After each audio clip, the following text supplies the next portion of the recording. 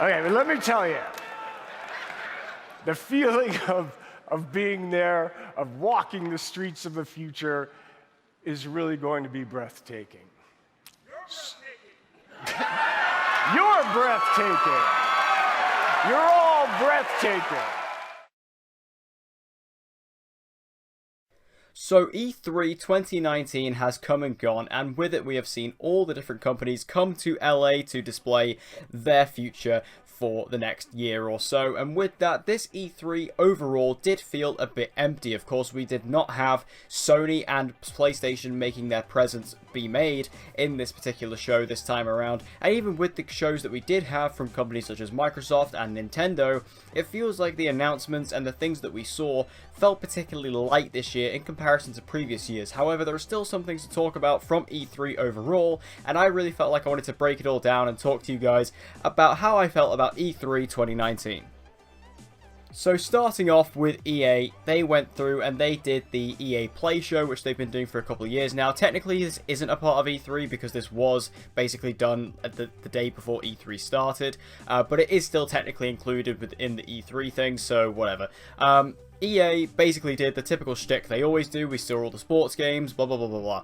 But the one thing that was really interesting from EA is we did get a full 15-minute in-depth gameplay demo from Star Wars Jedi Fallen Order. This game is being developed by the guys over at Respawn, who developed the Titanfall series, and they are now developing a third-person action Star Wars game, and this looks awesome. I'm so impressed with this. Just the world, the graphics look incredible. I love the fact that this game is taking place in canon. That's really exciting for me, especially because they've actually cast an actor who, if you don't know, is Cameron Monaghan, who was the Joker in Gotham, or, well, Jeremiah, Joker-esque character in Gotham. So if they ever want to use this character, I believe his name is Cal, if they ever want to use Cal in the movies or in any other form of, Star Wars media, they could actually use this same actor, and that's really, really exciting, and they even spoke about that throughout the show. But in particular with this gameplay demo, what was really exciting about it was we got a full look at how the game will actually play, which is a big thing from E3 this year, is that we didn't get a lot of gameplay demos, but this one was fully in depth. We got a good look at how the traversal is going to work, how the mechanics of the game work, how you're going to be able to use the Force to your advantage and to play the game with the Force, and also the combat with the lightsaber.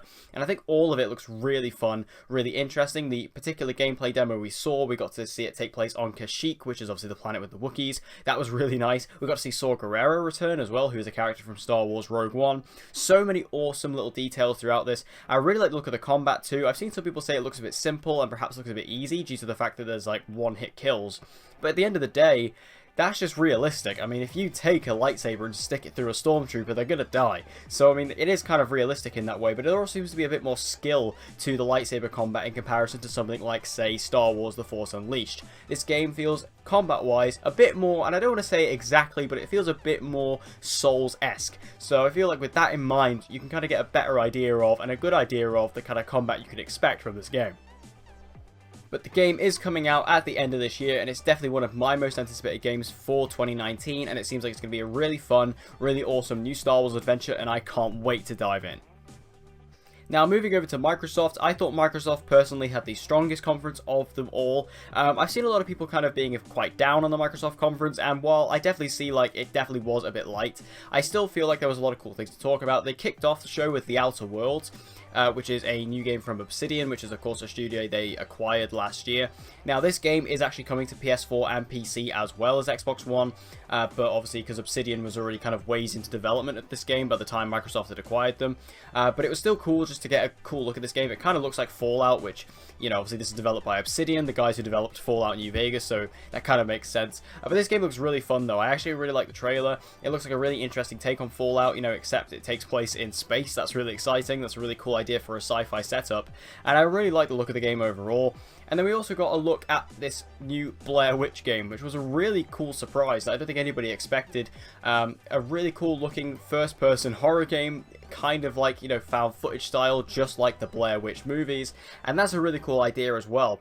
I don't know exactly who this is being developed by. I don't remember who is developing this, but again, taking that idea and bringing it into a video game, I think it could work something along the lines of Alien Isolation, which was a brilliant horror game on this generation. So to kind of take that idea and mix it in with another film franchise and really delve into the found footage idea in the first person could be something kind of really fun but also really terrifying for all players. Now, we also did get a really good look at Cyberpunk 2077, this of course being the new game coming from CD Projekt Red, developer of The Witcher 3 Wild Hunt, and this Cyberpunk demo, while they didn't really get much gameplay, if any at all, the actual story that we got to have a look at and also the cutscene was really exciting. This game looks so brilliant. I think it's just the world building, just the idea of this game taking place so far in the future, all these augmented kind of body parts that we're seeing, and how that's going to influence the gameplay from an RPG standpoint is really interesting to me. And I think, again, just the idea of this world is super cool. And the trailer ends with a certain reveal of a new character who's going to be a big player in this game, and that is Johnny Silverback, played by none other than Mr. Keanu Reeves. And obviously, we are currently in the Keanu-sance right now of all Keanu Reeves stuff just everywhere, and seeing him on E3 stage was just a magical moment. This was genuinely the best bit of E3 for me, was just having Keanu Reeves on the Microsoft stage, calling somebody breathtaking, and then calling the whole audience breathtaking, as I'm sure you've all seen online. It was just a brilliant, magical moment, and the fact that Keanu Reeves, who clearly doesn't play video games, is still so passionate about this project, I find truly endearing. So I think this is a great way to get people hyped for Cyberpunk, who, if they weren't already hyped for it already, definitely will be now. Also, Xbox Game Pass is now officially coming to PC, so if you don't already subscribe to Xbox Game Pass, which if you are an Xbox owner, I definitely recommend that you do, because it's a brilliant service, especially if you're a fan of Microsoft exclusives. I feel like, you know, bringing Game Pass to PC is just the natural progression for Microsoft at this point. Obviously, Microsoft are very much focused on their connectability between the Xbox and the PC, so I feel like bringing their streaming service, in a sense, not streaming per se, but, you know, their kind of on-demand service, bringing that to PC so they can work alongside the Xbox. Again, it's just kind of a natural progression for Microsoft at this point. And Microsoft obviously last year surprised us all with the reveal of 5 new studios that they had acquired and 1 new one that they had created. Well, we got another purchase of another studio within this announcement, and that was Double Fine, who have created so many awesome games, particularly on Microsoft platforms in the past.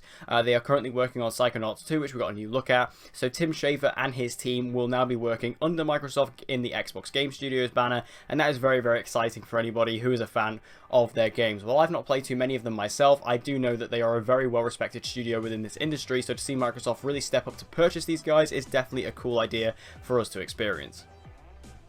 We also got probably one of my other favourite reveals from the entirety of E3, and that was LEGO Star Wars The Skywalker Saga. Now, I've been wondering if they were going to do this game, if they were going to make a new LEGO Star Wars game with all 9 of the films being covered, and that's exactly what this is. And what's awesome is, obviously, we've had LEGO games in the past covering the Star Wars movies, but what's really good is that this new game is going to be built exactly from the ground up. So all, like, if you've played LEGO Star Wars The Complete Saga, this game isn't just those levels updated and ported, they're going to be built from the ground up. They're entirely new levels, and this is an entirely new game, and we're going to have all 9 of the films inside of this kind of one big collection, and I think that's such a good idea. The trailer was fantastic, the music they used with it, they used the Force Awakens trailer music, it was incredible. The game graphically looks awesome. Like, these LEGO games look really good, despite their very, you know, simplistic style.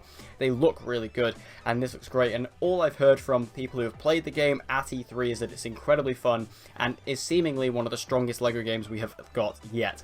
And I'm a huge LEGO fan, I'm a huge LEGO game fan, I'm also a huge Star Wars fan, so mixing all of that together, this is a real perfect combination for me.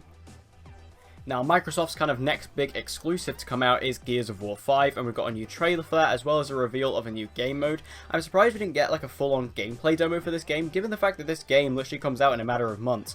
I find it very, very surprising that they didn't show any gameplay for this. I really felt like Microsoft were going to push Gears 5 this year, especially because, like I say, it's literally here in a matter of months. But we got a new trailer, which was kind of disappointing. Like, the trailer they had for it wasn't particularly impressive. It didn't really show anything too cool.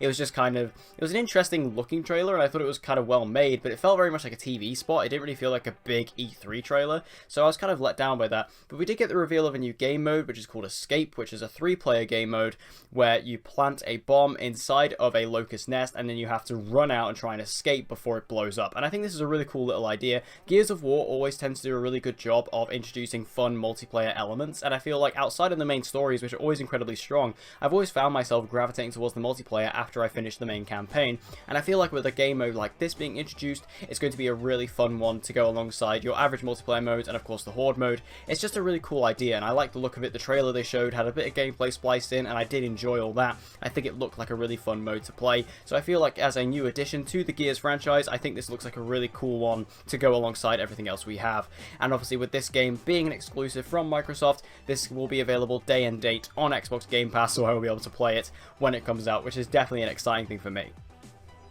Microsoft also revealed the Elite Controller Series 2, so this is the new version of the Elite Controller. I don't know exactly how well the Elite Controller did, the Series 1 version. I never picked it up myself, but I do know someone who did, and they absolutely loved it. So I feel like, especially for hardcore gamers and the hardcore audience, the Elite Controller is definitely something that people are interested in. My only problem with the Elite Controller is that I feel like they are a bit too expensive. Controllers by themselves are very expensive products, so to take an Elite version of that where you can completely customize it yourself and make it its own thing, I imagine that the price for this is going to rocket and going to stay at a pretty consistently high price for quite some time.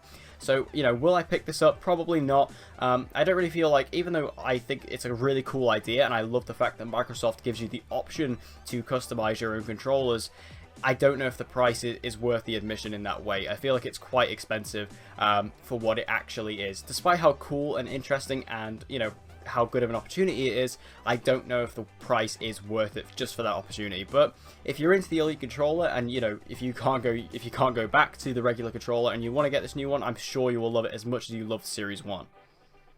Now, the big thing we were all wondering going into the Microsoft conference is, are we going to see them talk about the next generation Xbox? And we actually did. We got to see Phil Spencer come out and talk about, along with a big video that they made, talking about Project Scarlet, which is the code name that they've provided for the next Xbox, which was leaked, a while ago. We kind of heard that name before.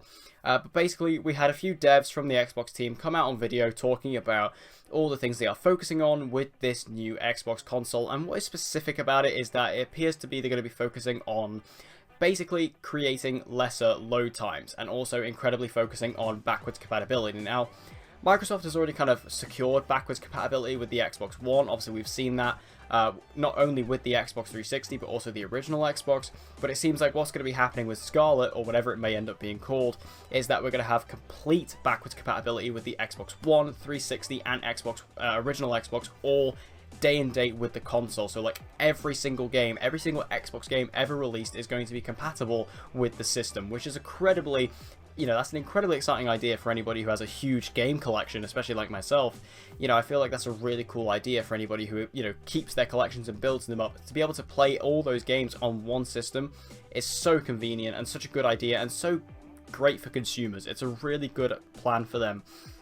And lesser load times, yeah, I mean, that's a huge complaint for the Xbox One, and also this generation of consoles in general tend to be that, load times are not particularly pleasant, and they are very, very extended, and I feel like with them, narrowing down on this, for Scarlet is definitely a strong idea as well. That is, especially for hardcore fans, it's definitely going to be a big swing, and definitely something that people are going to accept pretty quickly. So I feel like even though we didn't get to see much on Scarlet, we didn't get to see it, or anything like that, we didn't get to see any early concepts or anything like that, the fact that they're talking about it and they're preparing for it is definitely an exciting thing for us gamers to think about. And they ended the show with Halo Infinite, which looked really cool. Again, no gameplay from Halo Infinite, but we did get a new cool trailer, which was a very impressive trailer, and they also confirmed that Halo Infinite is actually going to be a launch title for Scarlet in holiday 2020. So that is when the next Xbox will be releasing. It will be releasing holiday 2020, so next year. With Halo Infinite in tow. And like I say, Halo Infinite, this looks really cool. I think the trailer's great. Like, as the Halo franchise has continued to grow with 343, I think they have gotten stronger with each of their entries, starting with Halo 4, their 5, and obviously this is technically Halo 6. So I feel like this is a really cool entry for them, and it seems to be an interesting idea as well. I like where they're going with it, especially the continuation of Master Chief's story following the, story in Halo 5 with Cortana and things like that. I'm excited to see where they're going to go with that. So, Halo Infinite is definitely one for Xbox fans to enjoy, definitely one that people are waiting for, and the fact that we now know that this is going to be a next generation title, it just gives us those little breadcrumbs that take us closer to the next generation. So overall, I thought Microsoft had a strong conference overall. Again, a little bit light on gameplay. Well, actually, I'd say very light on gameplay, actually. But besides all that, I definitely think the conference was strong. We got some cool reveals, a lot of cool games showed off, and again, those little teasers for the next generation is always fun for us gamers to enjoy. Now, I'm going to be honest with you, I barely seen any of the Bethesda conference. I did stay up for it here in the UK because it was like at 2 AM, but I just fell asleep watching it because it was so boring. They really showed nothing nothing of note. It was all stuff we had seen before, and with games like Elder Scrolls 6 and Starfield being confirmed pre-show not to show up, it was kind of a dead show overall. The only cool thing was Doom Eternal. We got gameplay for Doom Eternal, which looks incredible. Obviously, we all knew it was going to be great. Doom 2016 is a fantastic game. Especially, I've been replaying it on the Switch recently, and it's just an absolute blast. And we all knew that Doom Eternal was going to be great anyway, and the game looks great. But other than that, there was really nothing of note from the Bethesda conference. Now, Ubisoft had potentially the most boring out of them all. I mean, they had Just Dance in tow with pandas and all, and obviously we're all used to this at this point. But what was interesting is no one gave, a second look to Just Dance when it was on stage, as we never do. But then it was particularly a moment where we saw that the game was available on the Wii. Not the Wii U, not the PS3, not the Xbox 360, but the Wii. This was very, very interesting, and Ubisoft have actually come out to clarify this and say that the Wii has an incredibly loyal audience with Just Dance and they want to honour that.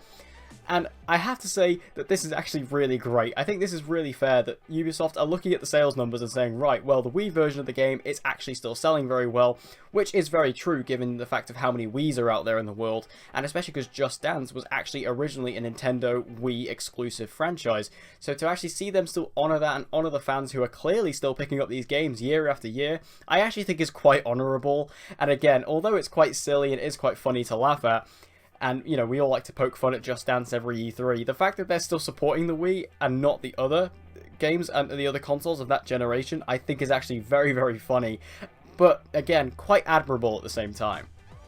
But all joking aside, there really wasn't much to talk about from the Ubisoft conference. Like, Tom Clancy had a fairly big presence, like Ghost Recon Breakpoint did show up, and even though, as much as I love John Bernthal and his dog, it really wasn't enough to sell me on the game. Ghost Recon Wildlands was really not a good game, and to see them kind of do a sequel to that, although I really hope this game is better than that game, because I feel like Ghost Recon Wildlands have massive amounts of potential, I really hope this game is able to take, advantage of that potential and really give us an awesome new game.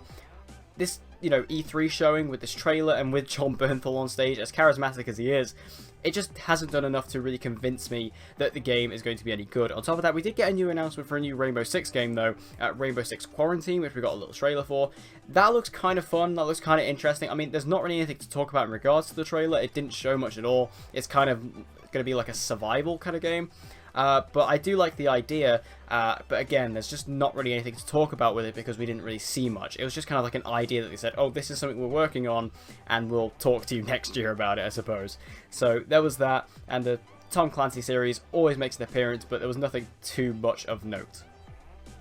The only thing from the Ubisoft conference that really stood out to me was how they opened the show, and that was with Watch Dogs Legion.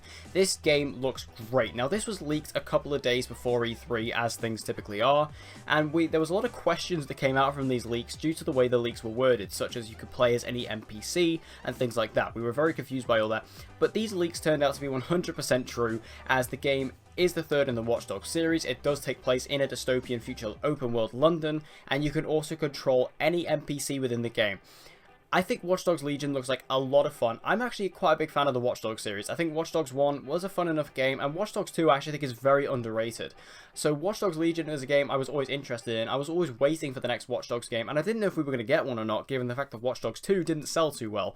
But Watch Dogs Legion, it actually looks like a really fun, interesting game. Not only am I obsessed with the fact that the game takes place in open world London, which is my favourite city in the world. Obviously, I'm local to London, so I love visiting there. And given the fact that we're actually going to be able to explore London in a video game, it's very, very exciting to me, and it looks dead on as well. I'm very, very excited to see that.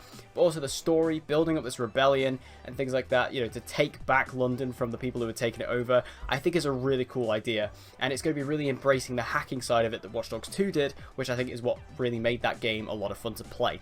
And playing as any NPC is such a unique feature for this game that it's something we've never really seen before, and it's definitely a unique concept and an interesting one to boot. Now, obviously, this does mean that we're not really going to get any personal connection to any particular character within the game, because obviously if we're constantly switching characters or characters are dying, you know, there's not one consistent character within the game, so we're not going to be able to connect to any characters that much within it, and that could make the story suffer. But from a gameplay standpoint, which is what I consider to be the most important part of a game, it could be something very fun and very interesting, and for me, Watch Dogs Legion is one of the most impressive games we saw at E3.